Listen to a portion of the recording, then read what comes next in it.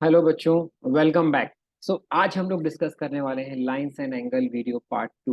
Video part one की जो link है वो इस वीडियो के डिस्क्रिप्शन बॉक्स में मैं डाल दूंगा। और just to give a quick recap, line of lines and angles class ninth का जो सेपरेट चैप्टर है, इसके वीडियो पार्ट वन में जो हमने डिस्कस किया था, बेसिकली लाइन क्या होती है, लाइन सेगमेंट्स क्या होते हैं, पॉइंट्स क्या होते हैं, डिफरेंट एंगल्स कौन कौन से होते हैं। फॉर एग्जाम्पल आपका complementary angle, supplementary angles, acute angle, obtuse angle, straight angle, reflex angle, ये सारे हमने डिस्कस किए थे। इसके अलावा हमने डिस्कस किया था कि दो एंगल्स के बीच में क्या रिलेशनशिप होता है।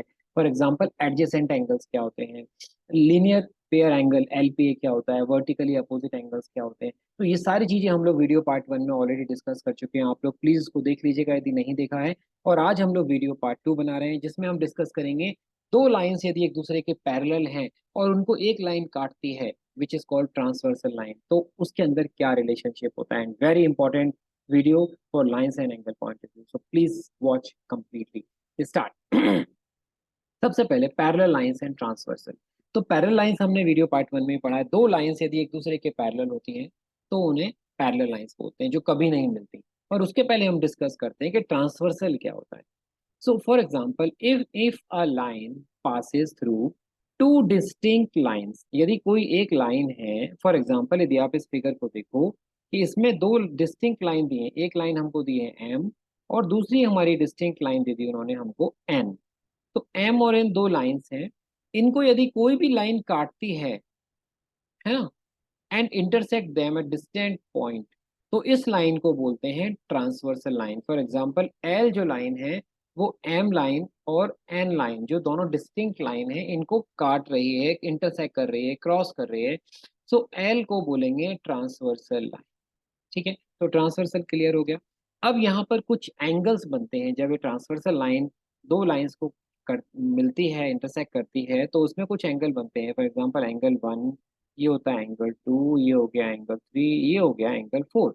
इसके बाद यदि आप यहाँ देखो तो angle five, angle six, angle seven और एंगल एट। तो ये सारे एंगल बनते हैं। अब इन एंगल्स के बीच में कुछ रिलेशनशिप होती है, तो वो हम यहाँ पर पढ़ेंगे। तो सबसे पहले हम देखते हैं इन एंगल्स को नाम क्या देते हैं। तो सबसे पहला जो एंगल है उसे बोलते हैं हम एक्सटीरियर एंगल। तो यदि आप बात करो एक्सटीरियर एंगल कौन कौन से होते हैं, इन दोनों लाइंस को जब एक ट्रांसवर्सल लाइन काट रही है तो वो एक्सटीरियर एंगल मतलब एक्सटीरियर मतलब बाहर के एंगल। तो आप देखो एंगल वन एक्सटीरियर होगा बिकॉज आउटसाइड है दोनों लाइंस के, एंगल टू एक्सटीरियर होगा, एंगल सेवन एक्सटीरियर होगा और एंगल एट एक्सटीरियर होगा। तो ये चारों एंगल हमारे एक्सटीरियर एंगल कहलाएंगे, angle one, angle two, angle seven and angle eight. अब इसके बाद हम आते हैं इंटीरियर एंगल। तो इंटीरियर एंगल्स कौन से होते हैं, जो एंगल लाइंस के अंदर बन रहे हैं, मतलब जो अंदर की साइड बन रहे हैं। यहाँ पे कौन कौन से एंगल्स इंटीरियर होंगे, एंगल थ्री होगा, एंगल फोर होगा, एंगल फाइव होगा और एंगल सिक्स होगा। तो ये चारों एंगल्स हमारे इंटीरियर एंगल्स के। अब इसके बाद हम नेक्स्ट पॉइंट पे आते हैं, pairs of angles form when transversal line intersect two line. जब कोई ट्रांसवर्सल लाइन दो लाइंस को काटती है तो उनके जो पेयर ऑफ एंगल्स होते हैं वो कौन कौन से हैं? तो इनके स्पेसिफिक नेम्स है बच्चों। पहला एंगल कहलाता है करस्पॉन्डिंग एंगल्स। तो करस्पॉन्डिंग एंगल्स ऑलवेज रिमेंबर, एक एक्सटीरियर एंगल और दूसरा interior angle, same side of transversal line, एक ही साइड में, इनको बोलते हैं, इनके कॉम्बिनेशन को बोलते हैं करस्पॉन्डिंग एंगल। तो एंगल वन और एंगल फाइव करस्पॉन्डिंग हो गए हमारे, ये लिख दिया हमने angle one and angle five. Similarly यदि आप देखो तो एंगल एंगल टू और एंगल टू और एंगल सिक्स, ये भी हमारे करस्पॉन्डिंग एंगल्स होंगे, है ना। तो ये हमारा एंगल टू और एंगल सिक्स हो गया। इसके बाद तीसरा करस्पॉन्डिंग एंगल कौन सा बनेगा, यदि आप ये फोर इंटीरियर ले लो तो एक्सटीरियर हो जाएगा eight, same side of transversal line. तो फोर और एट जो है वो भी हमारा करस्पॉन्डिंग एंगल होगा, करेक्ट। और इसके बाद एक और करस्पॉन्डिंग एंगल का पेयर बनता है यहाँ पे, angle three and angle seven. तो angle three and angle seven भी हमारे करस्पॉन्डिंग एंगल्स होते हैं। तो ये हमारे को क्लियर हो गया करस्पॉन्डिंग एंगल क्या होता है। अब इसके बाद अगला पोर्शन आता है ऑल्टरनेट इंटीरियर एंगल। ऑल्टरनेट भी होनी चाहिए और इंटीरियर भी होनी चाहिए। तो ऑल्टरनेट इंटीरियर कौन से होंगे, for example angle three interior है और इसका ऑल्टरनेट इंटीरियर कौन सा होगा, एंगल फाइव।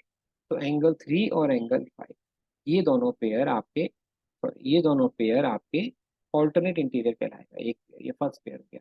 सिमिलरली यदि आप एक और ऑल्टरनेट इंटीरियर एंगल्स का पेयर देखो तो एंगल फोर होगा है ना, और इसके साथ एंगल 6 आएगा, तो एंगल 4 और एंगल 6 ये दोनों भी हमारे ऑल्टरनेट इंटीरियर एंगल्स कहलाए।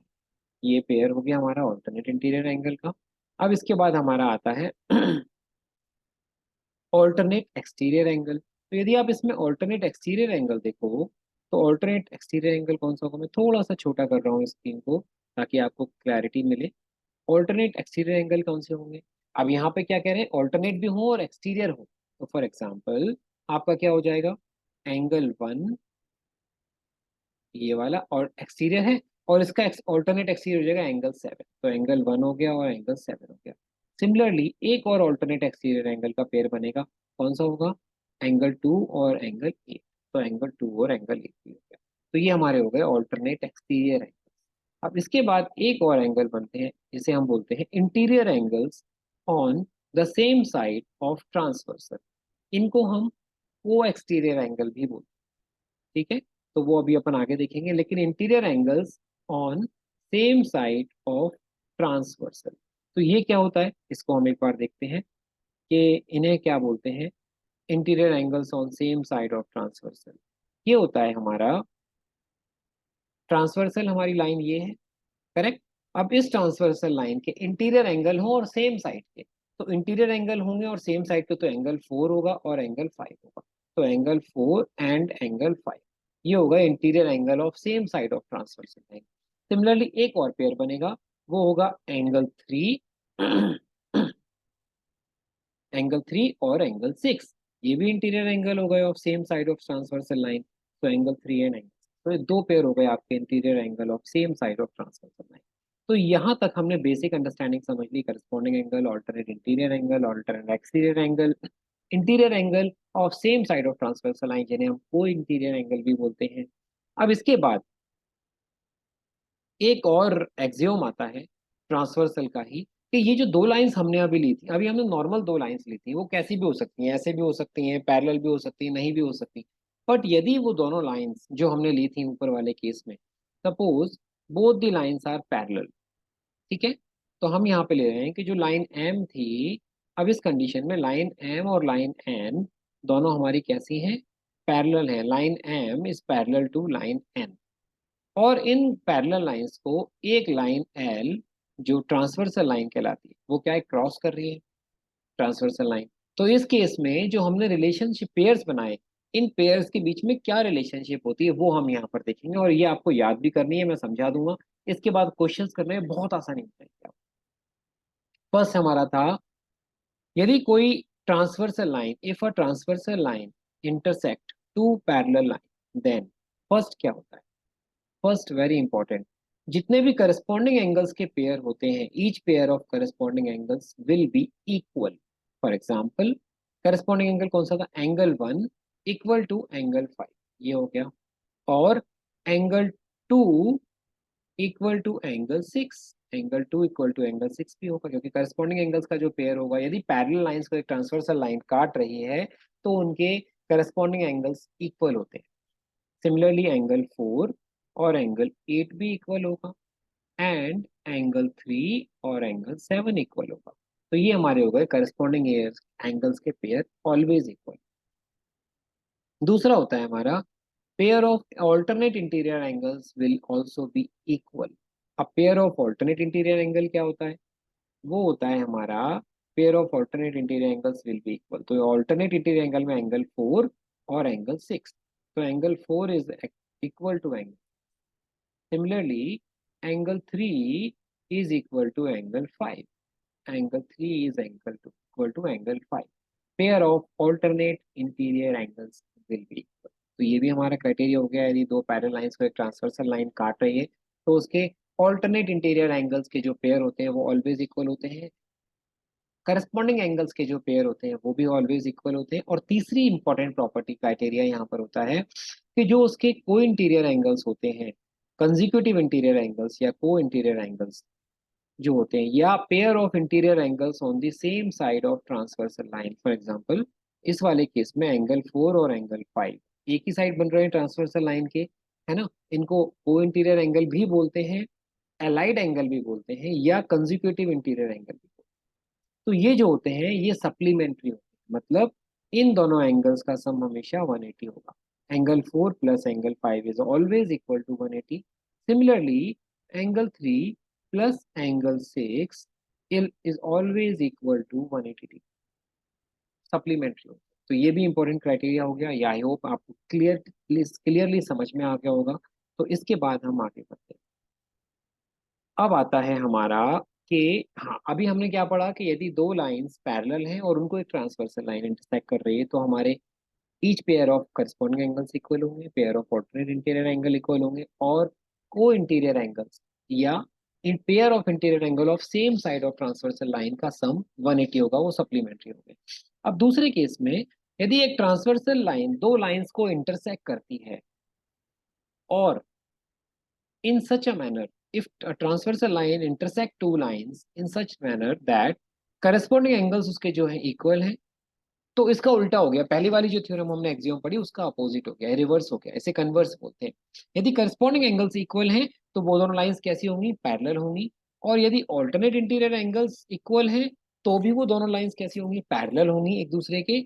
और यदि को इंटीरियर एंगल्स या pair of interior angles of same side of transversal line का सम 180 डिग्री है, सप्लीमेंट्री है, तो भी वो दोनों लाइंस एक दूसरे के पैरेलल होंगी। तो ये इसका कन्वर्स है।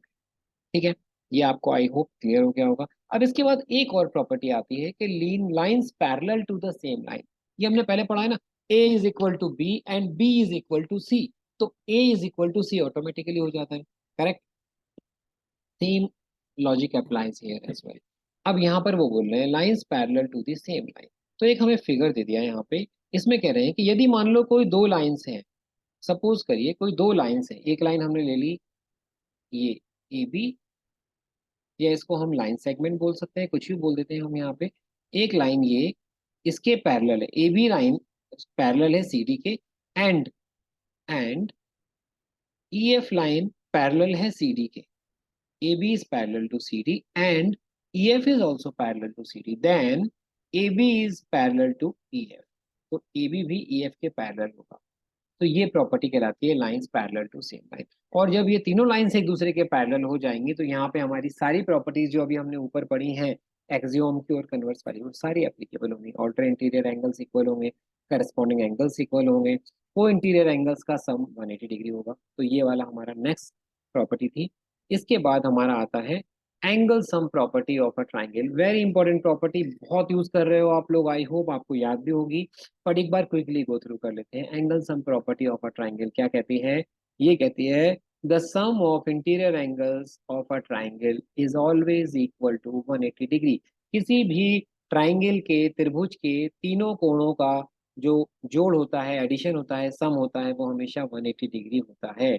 यदि एक हमने ट्राइंगल बनाया, ट्राइंगल ए बी सी, तो इसमें हमारे तीन एंगल होंगे, एंगल ए, एंगल बी और एंगल सी। तो angle sum property of triangle क्या कहती है कि यदि आप एक ट्राइंगल बनाते हो उसमें angle A plus angle B plus angle C is always equal to 180 degree. ये प्रॉपर्टी आपको याद रखनी है, इसका बहुत यूज होगा क्वेश्चंस करते समय। और इसके बाद एक और प्रॉपर्टी आती है ट्राइंगल की ही, वो कहलाती है exterior angle property of a triangle. अब वो क्या होती है, आई होप ये भी आपने पहले पढ़ी होगी, इसको भी हम एक बार अच्छे से रिवाइज कर लेते हैं। Exterior angle property of a triangle, if we produce an any side, यदि हम किसी भी साइड को ट्राइंगल की प्रोड्यूस करते हैं एक साइड को, तो हमें जो एंगल मिलता है वो कौन सा एंगल मिलता है, एक्सटीरियर एंगल मिलता है। एक्सटीरियर एंगल फॉर्म, वो जो एक्सटीरियर एंगल होता है is equal to sum of two interior opposite angle. For example, यदि एक ट्राइंगल हमारा है ए बी सी, पहले मैं एक ट्राइंगल बना रहा हूँ ए बी सी। अब इस ट्राइंगल में मैंने क्या करा, जो ए सी लाइन थी इस लाइन को मैंने प्रोड्यूस किया, एक्सटेंड किया फर्दर। कहाँ तक, डी पॉइंट तक मैंने एक्सटेंड करा, ये मेरे को डी पॉइंट मिल गया। ये हो गया ए, ये हो गया बी, ये हो गया सी एंड डी। तो इस केस में यदि मैं इसको बोलता हूँ, ये मैं बोलता हूँ एंगल वन, इसको मैं बोलता हूँ एंगल टू, ये मेरा हो गया एंगल थ्री, और ये वाला हो गया मेरा एंगल फोर। तो एंगल फोर जो कहलाता है इसे बोलते हैं एक्सटीरियर एंगल, करेक्ट। ये होता है एक्सटीरियर एंगल। तो exterior angle property of triangle क्या कहती है कि किसी भी ट्राइंगल में यदि एक्सटीरियर एंगल है एंगल फोर, वो क्या होता है, अपोजिट इंटीरियर एंगल्स के सम के इक्वल होता है, angle one plus angle two. ये इंटीरियर एंगल्स और which is opposite to this, इनके सम के हमेशा इक्वल होता है। तो this is called exterior angle property of a triangle. ये भी आपको क्लियर हो गया होगा। एंड विद दिस हमारा ये चैप्टर का जो नोट्स हैं, फॉर्मूलाज हैं, डेफिनेशन से इंपॉर्टेंट कॉन्सेप्ट्स हैं, ये सारे कवर हो जाते हैं। और विद दिस हम लोग आगे बढ़ेंगे और कुछ क्वेश्चंस की प्रैक्टिस करेंगे। आई होप आपको ये वीडियो अच्छे से समझ में आ गया होगा। वीडियो पार्ट 1 और पार्ट 2 को जरूर कंप्लीट देख लीजिएगा और अपने कमेंट्स मुझे सेक्शन में जरूर दीजिएगा। कई बच्चों के मेरे पास मेल्स भी आते हैं and I am also trying to create more videos. So please like the channel and like this video, subscribe the channel and share with your friends so that they can also get lot of other videos. तो जल्दी मिलते हैं एक और नए video में, तब तक all the best.